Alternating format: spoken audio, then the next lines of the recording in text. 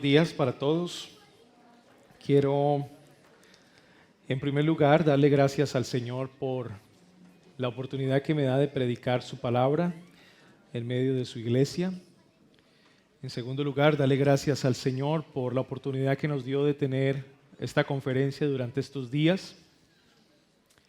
Confiamos de que el Espíritu Santo sea aplicando lo que nos fue enseñado a vuestros corazones, para su edificación, para su provecho, para el avance de su reino. Y en tercer lugar, darle los saludos por parte del pastor Julio César Benítez, por parte del pastor Sergio Ruiz, a toda la congregación, a toda la iglesia. Ellos en este momento igual están en culto de adoración, pero sabían que yo estoy aquí con ustedes compartiendo la palabra, así que están en vuestras oraciones. Siempre que uno de nosotros sale, los otros oramos para que el Señor lo bendiga y le dé de su poder y de su gracia para que pueda compartir la palabra del Señor. Así que les doy esos saludos de parte de los pastores. Abra su Biblia, por favor, en la carta del apóstol Pablo a los Filipenses, capítulo 3. Carta del apóstol Pablo a los Filipenses, capítulo 3. Y vamos a leer desde el versículo 12 hasta el versículo 16. Carta del apóstol Pablo a los Filipenses, capítulo 3, versículo 12 al versículo 16. Quiero leer para usted la bendita palabra del Señor. No que lo haya alcanzado ya, ni que ya sea perfecto, sino que prosigo, por ver si logro hacer aquello para lo cual fui también nacido por Cristo Jesús. Hermanos, yo mismo no pretendo haberlo ya alcanzado, pero una cosa hago, olvidando ciertamente lo que queda atrás y extendiéndome a lo que está adelante, prosigo a la meta, al premio del supremo llamamiento de Dios en Cristo Jesús. Así que todos los que somos perfectos, esto mismo sintamos, y si otra cosa sentís, esto también os lo revelará Dios. Pero en aquello a que hemos llegado, sigamos una misma regla, sintamos una misma cosa. Amén. El título del sermón de esta mañana es La carrera gloriosa de Pablo. La carrera gloriosa de Pablo, su meta. Su meta. Cuando nosotros nos acercamos al capítulo 3 de la carta de Pablo a los Filipenses, nos damos cuenta que el autor tiene una intención al comunicar estas palabras a la iglesia local de Filipos. El apóstol Pablo inicia dando una advertencia a la iglesia en el marco del gozo cristiano. Noten el versículo 1 del capítulo 3. Por lo demás, hermanos, gozaos en el Señor. Y a partir de esa declaración, el apóstol Pablo entonces advierte a la iglesia contra un movimiento muy peligroso que ataca directamente el gozo en la vida creyente. Y ese movimiento son los judaizantes. Atacan directamente el gozo en la vida del creyente. Los judaizantes. Y por eso Pablo le dice a la iglesia en la segunda línea del versículo 1, a mí no me es molesto el escribirlo las mismas cosas y para vosotros es seguro. Había una amistad muy profunda entre Pablo y la iglesia de Filipos. Pablo estaba encarcelado en Roma, podríamos decir que fue su primer encarcelamiento en Roma, aproximadamente del año 60 al 62. Escribe esta carta experimentando ese encarcelamiento y al parecer Pablo está experimentando mayor gozo estando en la cárcel que la misma iglesia de Filipos estando libre.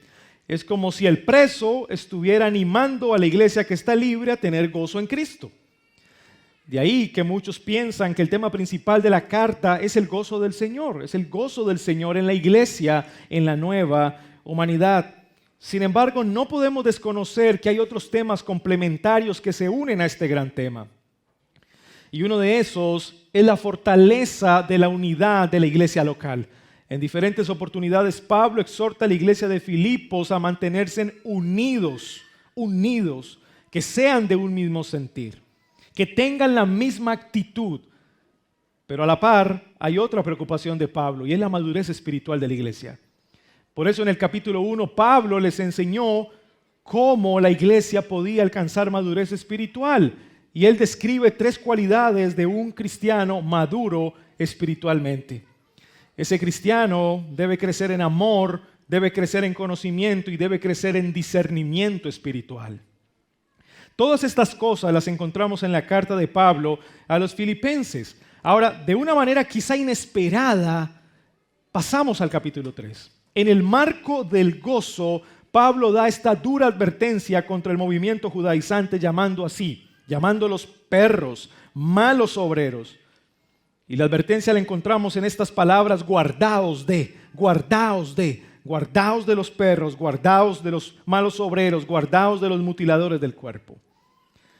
Y quizá este movimiento estuvo en algún momento en la iglesia de Filipos.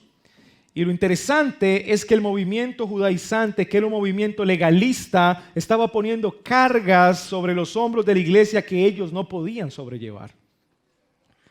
Y eso ataca el gozo cristiano. Ataca el gozo en la vida del cristiano porque no hay libertad. Pareciera como si no experimentáramos libertad, pero ¿quiénes somos nosotros? Nosotros somos los de la circuncisión, dice Pablo. Los que en espíritu servimos o adoramos a Dios y nos gloriamos en Cristo Jesús, no teniendo confianza en la carne. A diferencia de los judaizantes, nosotros, dice Pablo, hemos sido circuncidados de corazón. Nosotros no confiamos en nuestras propias fuerzas ni en nuestras propias obras. Nosotros nos gloriamos en la fuerza y en la obra de Cristo Jesús. Esa es la gran diferencia que hay entre ellos y nosotros. Por eso nosotros podemos experimentar verdadero gozo. Verdadero gozo.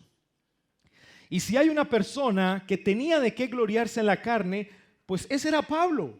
Si había una persona que podía sentirse orgulloso de confiar en la carne, era el mismo apóstol Pablo, aquel que fue circuncidado al 8º día, del linaje de Israel, de la tribu de Benjamín, hebreos de hebreos, en cuanto a la ley perushín, separado, fariseo, en cuanto a celo, perseguidor de la iglesia, en cuanto a la justicia que es en la ley. Escuche esto: irreprensible. Si había alguien quien podía confiar en la carne, ese era Pablo. Confiar en sus propias obras, en sus propios méritos. Sin embargo, le ocurrió algo que cambió su vida para siempre. Él tuvo un encuentro muy íntimo y muy profundo con Jesús. Y ese encuentro con Jesús cambió su manera de pensar, cambió su manera de sentir, cambió su manera de vivir para siempre. Hubo un antes y un después cuando Pablo se encontró con Jesús. Es más, utilizando el mismo lenguaje neotestamentario, podría decir un antes y un después cuando Jesús encontró a Pablo. Porque el que estaba perdido no era Jesús, el que estaba perdido era Pablo. Era Pablo. Y él mismo lo pasa a describir a continuación. Pero cuantas cosas eran para mí ganancia, la he estimado como pérdida por amor de Cristo. Todo su pedigrí, su estatus como un fariseo, lo perdió por amor de Cristo. A partir del encuentro que tuvo con Jesús de manera poderosa e íntima, no había nada más importante en la vida de Pablo que el amor a su Señor Jesucristo y el crecimiento en su conocimiento. Y es por eso que lo tiene todo por basura. ¿Qué tiene todo por basura? Toda su antigua vida, todo su estatus fariseo, lo tiene por basura comparado con el conocimiento de Cristo. Notan que la negación de su vida pasada se da en una comparación. Si yo comparo lo que era antes con lo que ahora soy en Cristo Jesús, lo tengo todo por basura. ¿Notan el punto? Es una comparación. Lo que era antes a lo que ahora soy en Cristo Jesús, lo tengo todo por basura. Y tengo un solo propósito. Y ese propósito es conocerle. Miren el versículo 10. A fin de conocerle. Al parecer, toda la carrera de Pablo como creyente y como ministro tuvo ese propósito. conocer a aquel que lo encontró cuando estaba perdido.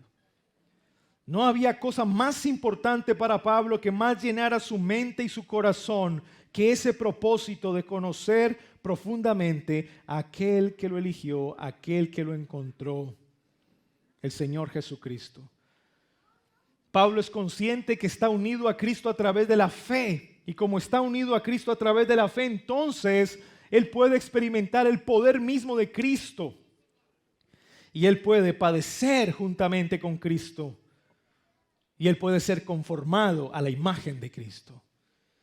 Y esos son todos los beneficios, todos los grandes privilegios que experimenta un creyente, una persona que está unida a Cristo a través de la fe. Su vida ahora ha cambiado radicalmente. No puede ser igual. Y nos describe una carrera gloriosa en el marco del gozo cristiano y en el marco de una dura advertencia contra los judaizantes. Ahora, miren la estructura literaria que tenemos. Tenemos una dura advertencia contra el movimiento judaizante en el marco del gozo cristiano, y tenemos una dura advertencia contra los sensuales o libertinos al finalizar de la unidad de pensamiento. Miren lo que dice el versículo 17 y 18. Hermanos, sed imitadores de mí, he ahí el propósito, y mirad a los que así se conducen según el ejemplo que tenéis en nosotros. Noten que Pablo describe su carrera, es para que la iglesia lo imite. Es para que la iglesia lo imite a él, así como él ha imitado a Cristo. Ahora, noten con atención el versículo 18, porque por ahí andan muchos, de los cuales os dije muchas veces, y aún ahora lo digo llorando, que son enemigos de la cruz de Cristo, el fin de los cuales será perdición, cuyo Dios es el vientre y cuya gloria es su vergüenza, que solo piensan en lo terrenal. Miren la manera de Pablo advertirle a la iglesia de los enemigos de la cruz. Lo hace llorando, llorando. Así que la carrera gloriosa de Pablo la tenemos en el medio, en la mitad de dos duras advertencias. Advertencia contra el movimiento judaizante que es legalista, advertencia contra los sensuales o libertinos, y en la mitad está la carrera de Pablo. Esa es la estructura literaria que tenemos en el capítulo 3. Ahora, si ustedes notan esto, toda esa unidad de pensamiento se da en el marco del gozo. En otras palabras, lo que Pablo está comunicando es lo siguiente: el movimiento judaizante legalista y el movimiento sensual libertino, ambos movimientos atacan el gozo en la vida cristiana. Y si lo pueden ver, son dos movimientos opuestos, aparentemente opuestos, pero atacan la misma cosa, el gozo en la vida cristiana. Los unos poniendo cargas que la iglesia no puede sobrellevar, y los otros confundiendo el gozo cristiano con los placeres terrenales de este mundo. Y en la mitad está la carrera gloriosa de Pablo. Y está la carrera gloriosa de Pablo para que la iglesia de Filipos, si tiene a alguien a quien imitar, no sea los judaizantes ni tampoco sea los libertinos. Si tienen a alguien a quien imitar, pues ese es el apóstol Pablo. Por eso lo dice: hermanos, sed imitadores de mí. Ahora, cuando nos enfocamos en el contenido que está en la mitad de esa estructura literaria, pues ese es el texto que nos corresponde en esta mañana. Pablo dice, en primer lugar, no que lo haya ya alcanzado, ni que ya sea perfecto, sino que prosigo por ver si logro hacer aquello para lo cual fui también asido por Cristo Jesús. La razón del propósito de Pablo. La razón del propósito de Pablo es esta: Pablo aún no es perfecto. Ese es nuestro primer encabezado, la razón del propósito. Recuerden que estamos trabajando la meta de Pablo en su carrera gloriosa. Y esa razón del propósito es que todavía no lo ha alcanzado ya, todavía no es perfecto. Podríamos pensar que con todo lo que Pablo ha dicho anteriormente, la iglesia pudo suponer de alguna manera que Pablo estaba practicando cierto perfeccionismo cristiano. Sin embargo, Pablo le aclara a la iglesia no que lo haya alcanzado ya. Todavía no soy perfecto. Está hablando de una madurez espiritual. Está hablando de ser conformado a la imagen del Señor Jesucristo. pero todavía no, estoy en proceso. Estoy experimentando un proceso de conformidad a la imagen de Cristo. Claro, ya he recibido bendiciones espirituales, ya tengo privilegios de Dios en su reino, el Espíritu Santo mora en mí. Ya experimento el poder de su resurrección, experimento padecimientos juntamente con Cristo. Todo eso lo estoy experimentando ya, pero todavía no soy perfecto. Hay un ya, pero todavía no en esta razón de propósito. La razón por la cual Pablo sigue trabajando para alcanzar su meta es que no es perfecto. A pesar de que tiene tantas bendiciones espirituales, mire cómo lo dice en la primera línea del versículo 13. Hermanos, yo mismo no pretendo haberlo ya alcanzado. ¿Y qué había dicho Pablo anteriormente? Pablo había hablado de la resurrección entre los muertos. Él es consciente, él está apuntando a una meta. Él quiere ser conformado a la imagen de Cristo, pero mucho más. Él quiere experimentar la resurrección entre los muertos en caso de que ya haya experimentado la muerte o la transformación en la glorificación, como lo dice en el versículo 20 y 21 del mismo capítulo. Él tiene clara su meta es ver a Cristo, y mientras mira a Cristo, debe crecer en madurez espiritual. Debe crecer en madurez espiritual. Al parecer, el valorar la santificación ahora demuestra cuánto apreciamos la gloria eterna. Y el despreciar la santificación ahora demuestra cuánto podemos rechazar y despreciar la gloria eterna. Claro que hay implicaciones en lo que hagamos en nuestro presente. Pero queda claro algo, ¿verdad? La razón del propósito de Pablo es esa. Todavía no es perfecto. Todavía no ha llegado hasta la meta. Él está caminando. Él se está preparando. Él está creciendo. Él se preocupa por su santificación. Esa es la razón del propósito. La razón del propósito. Ahora observen la segunda parte del versículo 12 y la segunda parte del versículo 13. Sino que prosigo por ver si logro asir aquello para lo cual fui también asido por Cristo Jesús. Ahora vayan conmigo a la segunda parte del versículo 13. Pero una cosa hago, y eso nos lleva al segundo encabezado. Singularidad de propósito. La razón del propósito: no soy perfecto. Por eso tengo que caminar para ser conformado a la imagen de Cristo mirando hacia la meta. Esa es la razón. Ahora, en segundo lugar, la singularidad de propósito. Bueno, realmente el propósito es uno. Hay una singularidad. Mire lo que dice: pero una cosa hago, olvidando ciertamente lo que queda atrás y extendiéndome a lo que está delante, asir aquello para lo cual fui también asido por Cristo Jesús. Dice o desarrolla el mismo pensamiento en dos líneas, en el versículo 12 y en el versículo 13. Pablo tenía claro cuál era su propósito: ser conformado a la imagen de Cristo. Ser conformado a la imagen de Cristo. Le llamamos a eso singularidad de propósito. Singularidad de propósito. Ahora, miren qué interesante la dinámica de este pensamiento.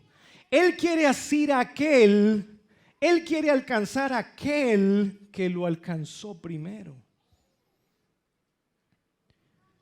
Él quiere encontrar a aquel que lo encontró primero. Él quiere mirar a aquel que lo miró primero. Esa es la dinámica acá.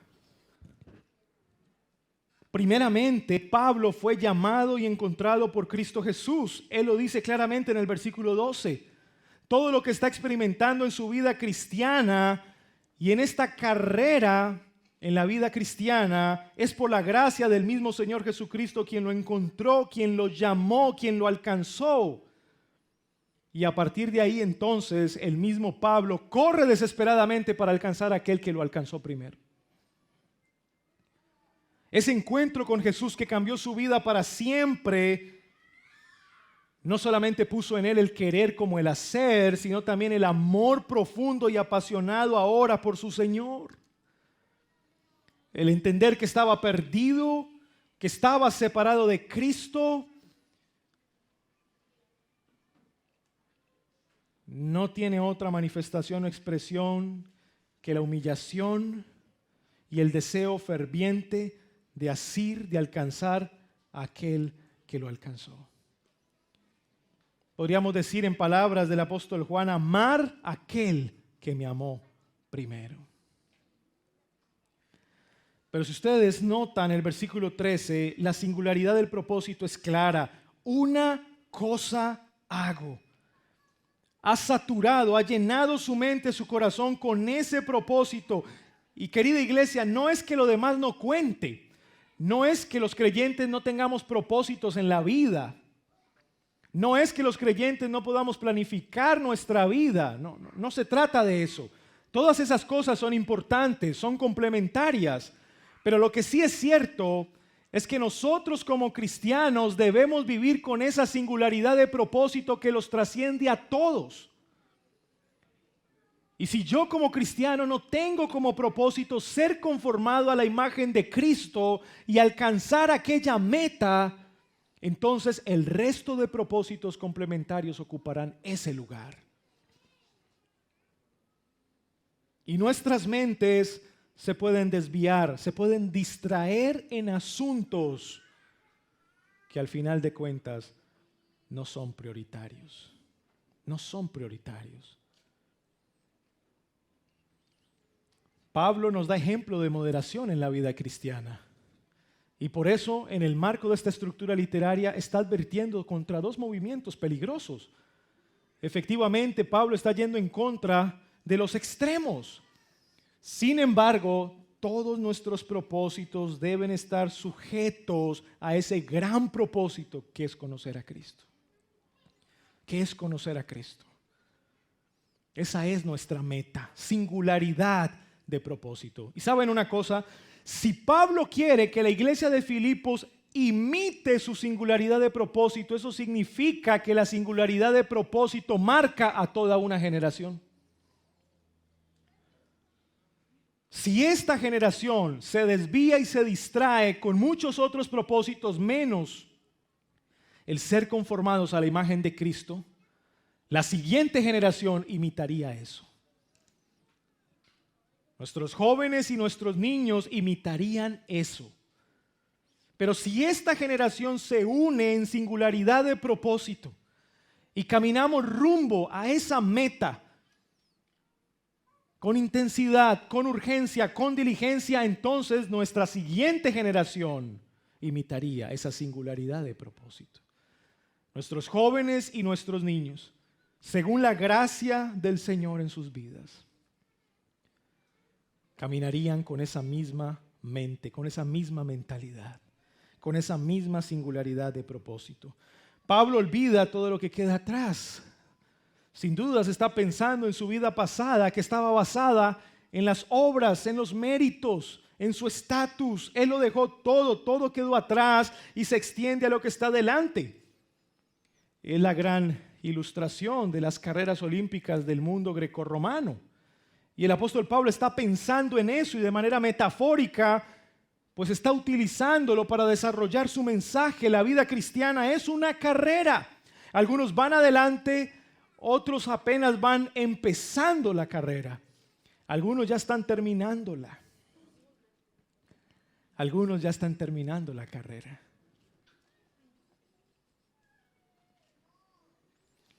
¿Usted ha escuchado, hermanos, ancianos ya, cuando hablan del Señor Jesucristo? ¿Los ha escuchado hablar? ¿Qué es lo que ellos dicen? Quiero estar con mi Señor. Quiero estar con Cristo. Pero si le preguntáramos a una persona joven que está conociendo del Señor y que está estudiando y se está preparando, ¿qué está pensando ese joven? ¿En qué está pensando él? En servir al Señor. Su carrera apenas empieza. La carrera de otros está terminando. Hay un cambio generacional muy interesante. Algunos van adelante, otros van más atrás, pero todos estamos en la carrera. Todos estamos en la carrera. ¿Y saben el punto aquí? No es si tú ya estás terminando la carrera o si tú estás empezando la carrera. Ese no es el punto. El punto es que tanto el que está terminando la carrera como el que está empezando la carrera debemos tener singularidad de propósito. Tanto el joven que está empezando su vida cristiana como el anciano que quizás ya está terminando su vida cristiana, todos debemos estar unidos con ese mismo propósito, asirnos de nuestro Señor Jesucristo, crecer en santificación y madurez espiritual, ser conformados a la imagen de Cristo, llenar nuestras mentes de ese propósito. Eso es lo que nos debe unir, eso es lo que nos debe unir. Pero ahora Pablo agrega algo más, el motivo de ese propósito. Miren conmigo el versículo 14. Prosigo a la meta, al premio del supremo llamamiento de Dios en Cristo Jesús. Definitivamente hay un premio. Hay un premio, es una carrera. Es una carrera y todos aquellos que llegan a la meta recibirán un premio. Ahora, yo no sé si usted ve aquí algo, y es gracia sobre gracia. Gracia sobre gracia. Aquel que me llamó, aquel que me eligió antes de la fundación del mundo y me alcanzó, no solamente me ha dado de su gracia con la capacidad para que yo pueda competir en esta carrera de la vida cristiana, sino que también me ayuda en la carrera hasta terminarla, y una vez la termino, aquel que me lo ha dado todo por gracia me da una recompensa por aquello que conseguí gracias a él. ¿Cómo se explica eso? Empecé la carrera con gracia, corro la carrera con gracia, llego a la meta por la gracia y me dan una recompensa por gracia. De principio a fin, el creyente es sostenido por la gracia del Señor, por su mano lo sostiene de principio a fin. Y claro que hay un premio. La disciplina en la vida cristiana es motivada por un premio. Es motivada por un premio.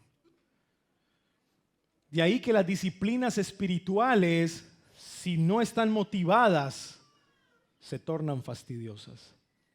Se tornan fastidiosas. Si yo le dijera a usted que ore, y claro, tiene que orar porque la palabra del Señor te manda a orar. Pues usted lo puede hacer, ¿verdad?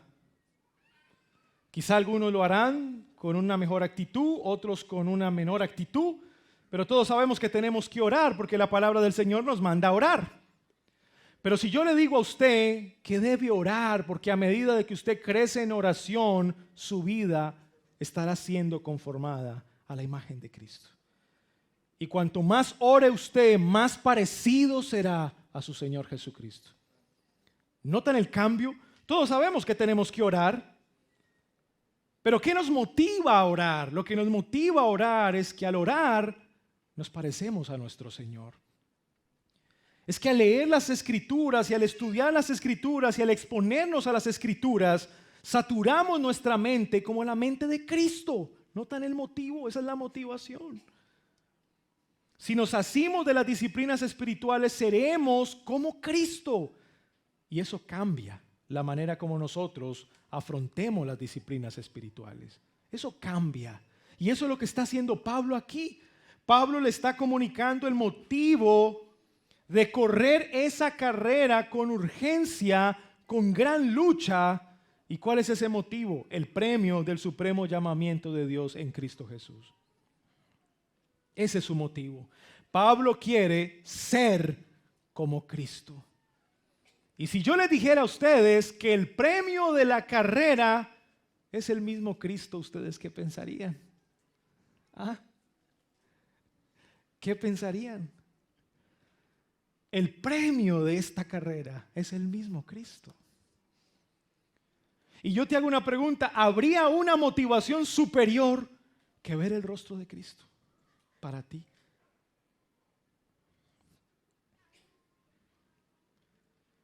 Ese es el motivo del propósito. La razón del propósito, todavía no soy perfecto. La singularidad del propósito, ser conformado a la imagen de Cristo. El motivo del propósito, el mismo Cristo. Cristo mismo es el motivo. Cristo mismo es el motivo. Cristo mismo es el premio. Desde luego, quizá habrán galardones. Por supuesto, cuando estemos en el reino eterno, nos darán galardones. Pero ahora Pablo está enfocado en el más grande de todos los galardones, que es la misma persona del Señor Jesucristo. Aquel que lo encontró, lo llamó, lo amó, lo eligió, lo salvó. Te hago una pregunta, querida iglesia. ¿Qué te motiva? ¿Qué te motiva a seguir adelante en esta carrera? ¿Qué te motiva a seguir adelante en esta carrera?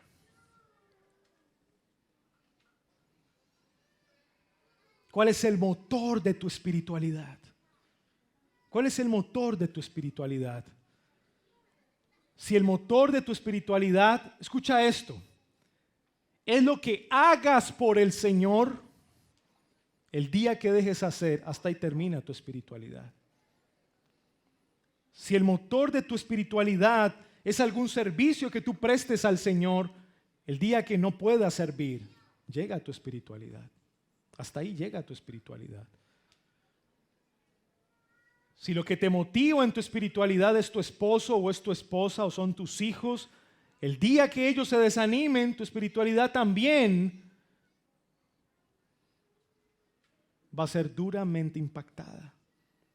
Ahora, no me malinterpreten, no quiero decir que el Señor no utilice todos esos medios. Claro que Él utiliza al esposo, a la esposa, a los hijos, el servicio cristiano. Todo eso es importante. Todo eso ayuda a fortalecer nuestra fe, por supuesto que es importante. Pero por encima de todas estas cosas debe haber un gran motivo en nuestra vida. Cuando tú te levantas cada mañana, cuando decides venir al culto, cuando decides exponer tu corazón a la palabra, estar con tus hermanos, ¿qué te motiva a venir hoy? Querida iglesia, no debe ser otro que la misma persona de Cristo.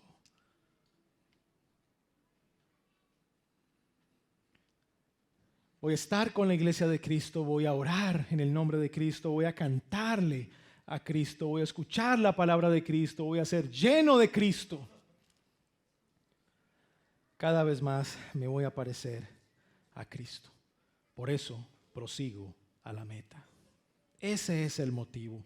Ahora bien, el apóstol Pablo aplica lo que acaba de explicar. Él mismo lo aplica. Miren que el versículo 15 y versículo 16, con ese así que, es la aplicación de Pablo. Pablo ha presentado su carrera gloriosa, y la hace gloriosa, ya lo dijo en el versículo 3, es porque Cristo la hace gloriosa, nos gloriamos en Cristo Jesús.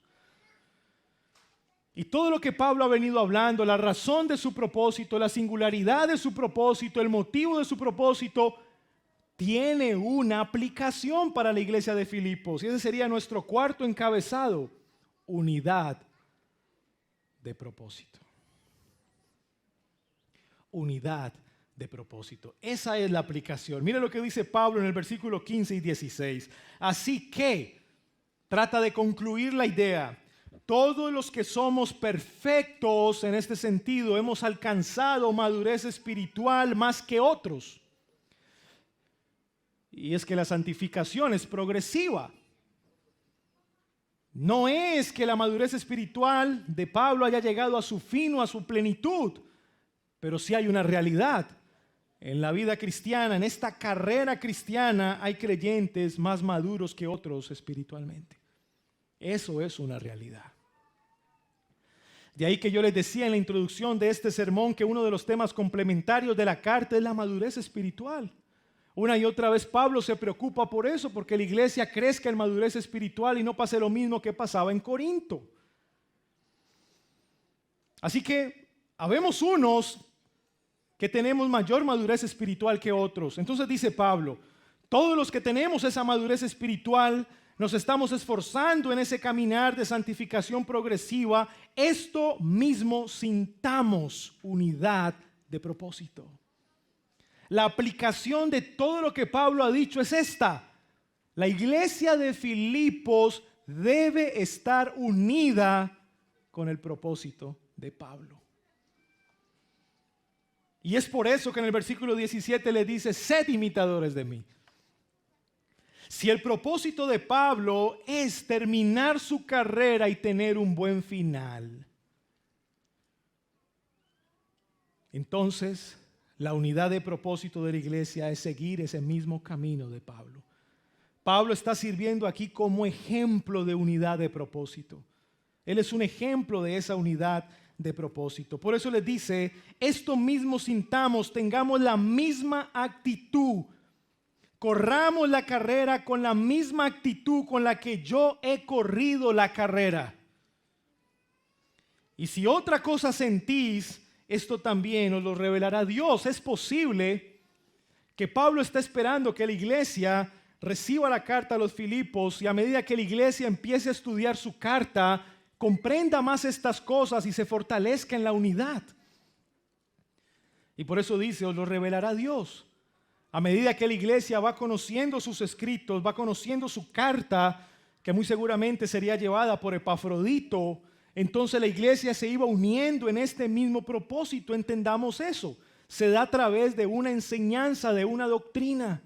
A medida que la iglesia es enseñada, es educada, la iglesia va comprendiendo la importancia de la unidad de ese propósito. Si desde el líder hasta el menor de toda la congregación nos unimos en el propósito de correr la carrera, siendo motivados por Cristo mismo, entonces la iglesia fortalecería su unidad.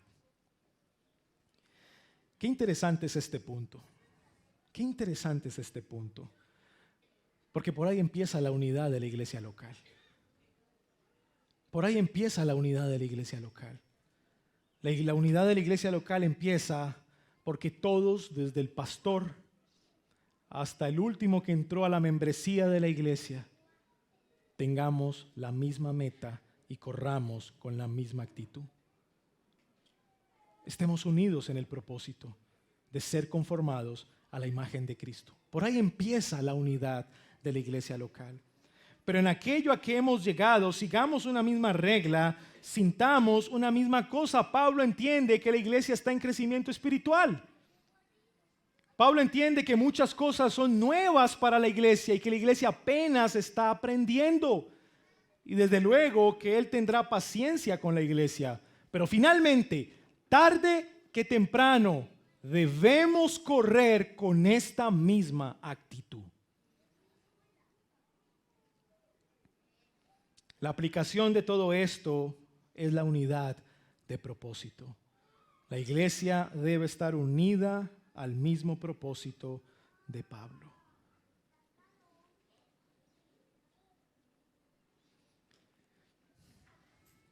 Queridos hermanos,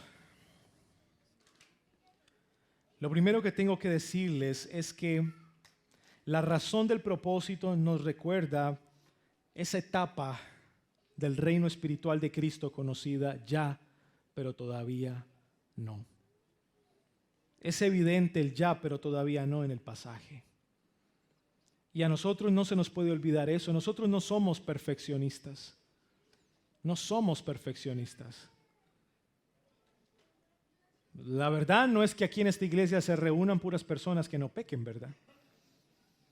Todos los que hemos venido aquí pecamos. Tenemos nuestras debilidades y tenemos nuestras luchas. Así que no es una iglesia perfecta. La importancia de entender el ya, pero todavía no. Entender el ya significa que aunque no es una iglesia perfecta, tenemos la responsabilidad de ejercitarnos en las disciplinas espirituales. Como iglesia tenemos la responsabilidad de correr esta carrera responsablemente, es decir, comprometidos con la palabra del Señor. Lo segundo que les quiero decir es la singularidad de propósito.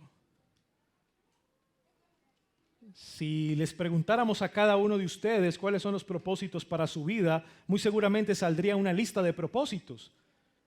Algunos dirían, yo quisiera cambiar de trabajo, tener un mejor empleo. Yo quiero viajar por el mundo, conocer otros países. Yo quiero estudiar esta carrera, tener este título. U otros hablarían de unos propósitos un poco más espirituales. Mi propósito sería hacer el devocional familiar todos los días. O incluso mi propósito sería poder orar yo todos los días. Cada uno podría tener muchos propósitos. Ahora, no digo que esté mal, vuelvo y repito.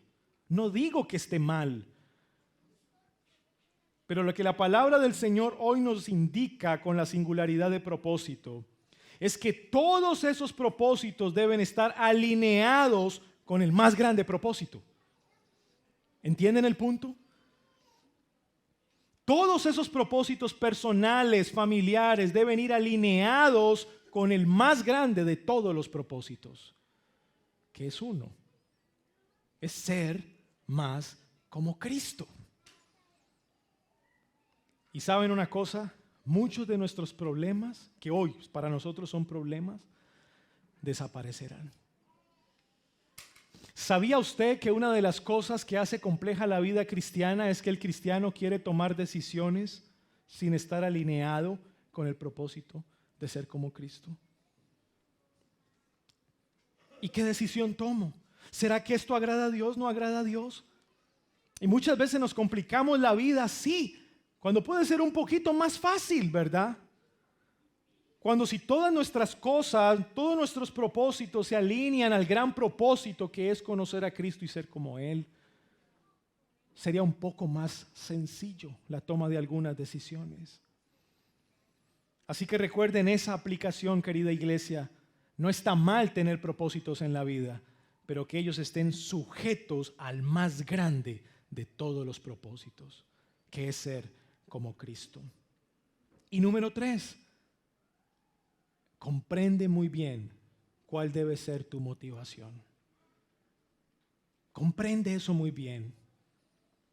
Querido joven que me escuchas, querido niño que me escuchas, puedes estar batallando o luchando con una serie de motivaciones en tu vida para permanecer en la iglesia, para permanecer en el camino del Señor. Y estás buscando cosas que te motiven para permanecer, pero si desde ya, querido hermano, joven que me escuchas, si desde ya entiendes que la más grande motivación para hacer lo que haces y para buscar lo que buscas es Cristo.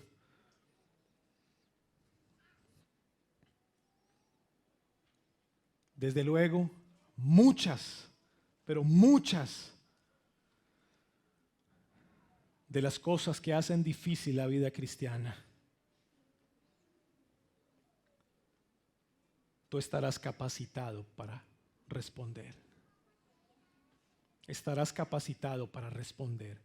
Y para que no estemos hablando de aquí a 2 o 3 años, de que ya no estás en la iglesia.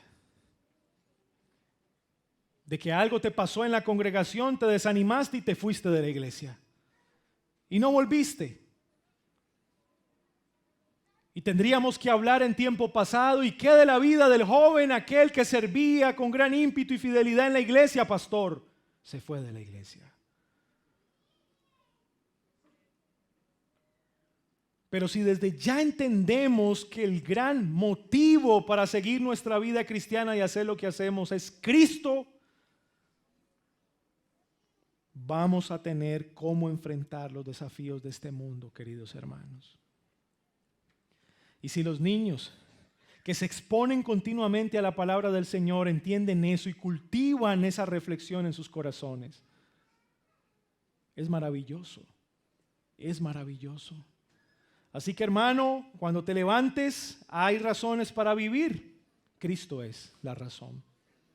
Cuando te sientas desanimado para seguir en la carrera, hay razones para seguir. Cristo es la razón. Cristo es la razón para llegar a la meta. Porque en la meta, Cristo mismo nos estará esperando.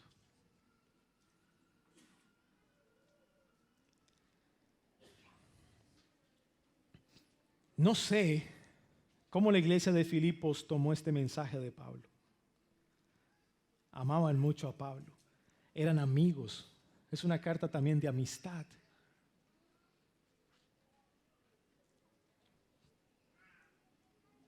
Pero lo último que les tengo que decir es que aquí hay un gran ejemplo. Hay un gran ejemplo. Pablo nos había puesto el ejemplo de Cristo en primer lugar. Debemos estar unidos a través de la humildad, así como Cristo nos dio el mayor ejemplo de humildad. La segunda persona de la Trinidad se hizo hombre, el mayor ejemplo de humildad. Ahora Pablo pone su propio ejemplo. Yo he imitado el ejemplo de Cristo, ahora ustedes imítenme a mí. Y el mensaje aquí, la última aplicación, es para los líderes y pastores. Desde luego, quien habla aquí es un líder que se está poniendo como ejemplo. Queridos pastores, queridos líderes, hermanos que están liderando algún grupo, alguna congregación, recuerden esto: el Señor nos ha puesto como ejemplo. El Señor nos ha puesto como ejemplo. Nos están observando. Están observando la manera como hablamos, están observando la manera como nos comportamos, están observando cómo miramos, cómo tomamos decisiones. Nos están observando, nos están observando.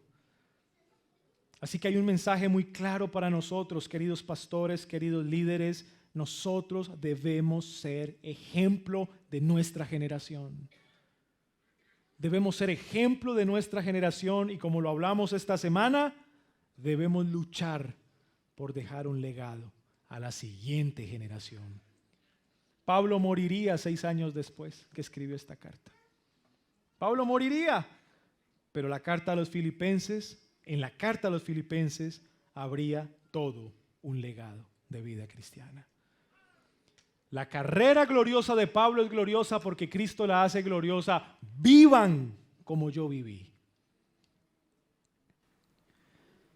Que esa sea nuestra oración, queridos pastores y líderes.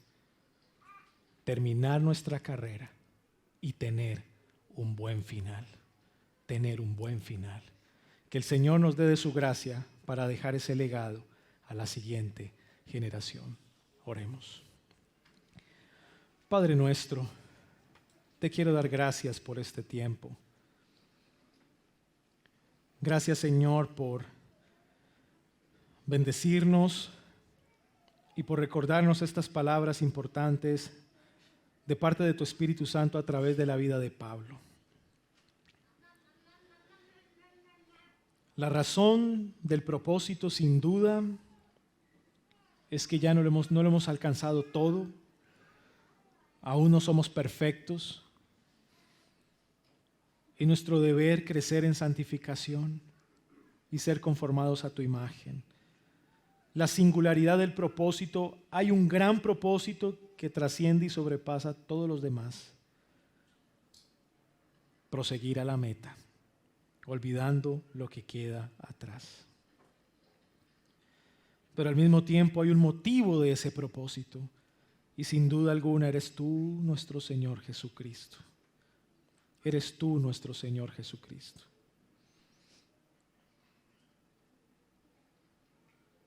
Queremos amarte más.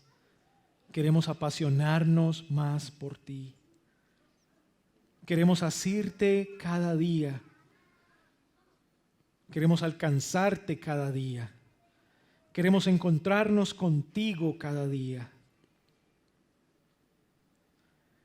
Tú eres nuestro gran motivo de levantarnos cada mañana, de hacer lo que hacemos en nuestros trabajos, en la iglesia, con nuestras familias. Que a pesar de las luchas o de las aflicciones o de las pruebas, tú nos llevas de tu mano, Señor.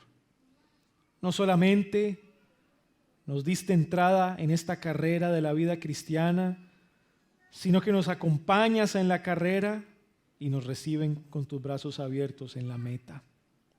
Todo se trata de ti. Ruego, Señor, por esta congregación, para que puedan experimentar unidad de propósito. Así como lo dices en tu palabra a la iglesia de Filipos, ellos debían sentir una misma cosa, tener la misma actitud de Pablo. Te pido, Señor, que esta congregación pueda experimentar esa unidad de propósito. Que todos juntos puedan correr esta carrera con la misma motivación y que puedas dotar al pastor y a las personas que le ayudan en este trabajo difícil de liderar del poder de tu Espíritu Santo y que sean ejemplo para la Grey. Guárdanos, Señor, a todos los que predicamos, a todos los que enseñamos, de toda tentación y de todo pecado. Preserva nuestra vida cristiana, preserva nuestra carrera. Y te rogamos, Señor, que nos permitas terminar nuestra carrera y tener un buen final. Lo deseamos y lo anhelamos con todo nuestro corazón. En tu nombre, Señor, hemos orado. Amén y amén.